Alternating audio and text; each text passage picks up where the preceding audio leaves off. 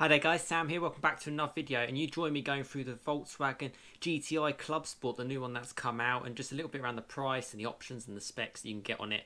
And yeah, let's go through this one. So as you can see, I'm on Drive the Deal, as I was yesterday, just around the Golf R. And yeah, as I'll progress through it, I'll show you a little bit about the pricing, because essentially in the UK they seem to be holding back on releasing the pricing. I think this is due to a few things. People have mentioned it's due to Brexit. People have mentioned it's just a marketing ploy so they can get the hype up and then not release the fact that the price is actually quite high. But I think a lot of people are quite surprised how expensive the Mk8 Golf R was, or was shown here. So the Mk8 Golf R, I should say. So what I kind of want to suggest, and I'll go into it sort of later on in this video, is the GTI Clubsport actually good value? So if we scroll down to the bottom here, you've got the 300 GTI Clubsport 5-door DSG. That's all you can get it in. And as I did yesterday, I'll scroll down straight to what the actual total price is of the car. So this car is £37,215. So that's £2,000 quoted less than what they said the Golf R would be. And yeah, think what you will. 300 brake horsepower front wheel drive hatch. Do you think that's good value? I think if actually you compare it to other Golf models, might actually be the sweet spot, because it doesn't take long for a standard Golf GTI with DSG, which is 35,000, with a few toys, to be up to this price, but it's 60 brake horsepower down. So it's interesting. But let's go through the paint options first of all. So what was interesting about the Golf R is they only gave 3 paint options. I mean, how poor is that? But on this one, you get pure white, which is free, moonstone grey. My Mk8 Golf R is limestone grey. Absolutely love it. And I have seen a moonstone grey car as well in the standard GTI.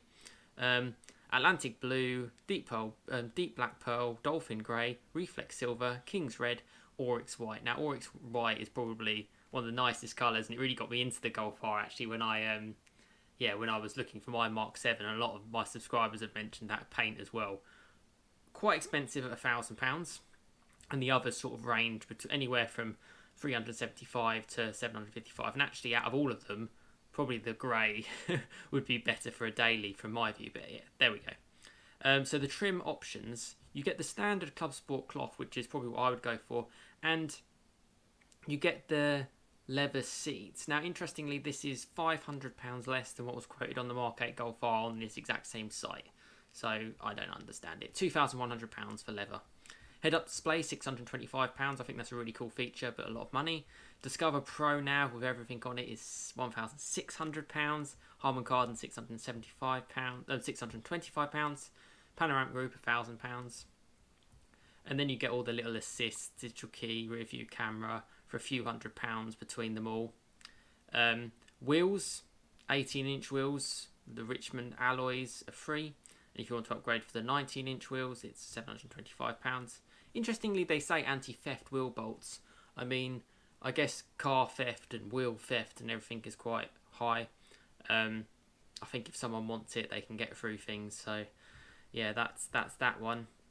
And as before, you get some packs. Now, not as diverse as what you get in the Golf R with its little performance pack, but you do get the winter pack, and then you get the winter pack with heated seats for not a completely unreasonable price when you consider what you're getting, particularly in the UK. It's not exactly the warmest of climates. And then right at the end, you've got dynamic chassis control, £785. So again, you've got to be...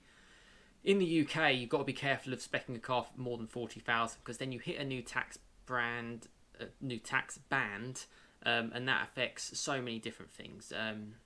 It costs you more. It affects resale. It affects quite a few things actually in this country. And to be fair, tax laws are going to be changing all over the place, so we're just going to have to see. But you've got just under £3,000. Is that right? Yeah, just under £3,000 to play with options, which actually, if you look at the specs of the options that you could go for, you could quite easily get quite a nice paint. You could go for a panoramic roof. Could you squeeze in dynamic chassis control? You probably could, depending which paint you go for. And they're actually probably the best options that you can actually get. So that's quite interesting, I find. Whereas opposed to Golf R, you have to keep it kind of base if you want to keep it below that £40,000. Aside from that, if money's no object, you know, spec it to the hills, go and spend what you want. But as I sort of started off this video as well, and I'll kind of end it with my thoughts on it, does this represent good value? Well, for one thing, the GTI 40th anniversary edition from the Mark 7 became the TCR in the 7.5 and has now become the Clubsport in the Mark 8. Nice and confusing. Now, the good thing about these cars is they have fantastic residuals. They really do hold their money. They're well sought after cars. And in fact, my Mark 7 Golf R, whenever I was kind of looking, I was like, oh, I wonder if I could save a bit of money and get a really nice 40th anniversary edition. Doesn't work like that. Those cars are worth a fair bit more, which, again, doesn't make much sense to me because the Golf R is obviously trying to be the best of the best. It's the more premium car. So I found that a bit strange, but I do always love these cars because they're a little bit less weight, no four-wheel drive system to worry about, plenty of fun, a bit of heritage towards it as well is always quite cool, and tries to add a bit more sporty nature. And think of it as like a GTI hyped to as high as it's ever going to get. And you know, I think it's if you compare it to its competition. If you compare it to other Golf models, it's probably not the worst value, but if you compare it to its competition around this mark, it's still quite a lot of money. That's just my thoughts. But let me know your thoughts in the comments. Do you think this represents good value for the Clubsport? Do you think there's better cars out there that you could get? Do you think the R is better value than this if you think about the whole four-wheel drive thing, an extra bit of horsepower here and there and stuff? It's really, really interesting to see. And yeah, we'll have to see when VW actually properly announce this on their sort of configurator for real. But for now, thanks so much for watching. Hope you found this video useful. Please drop a comment. Thanks so much to the subscribers who comment and help me out on videos as well. So massive appreciation to that, and I hope you have a fantastic rest of your day. And I'll see you again next time. Cheers, guys.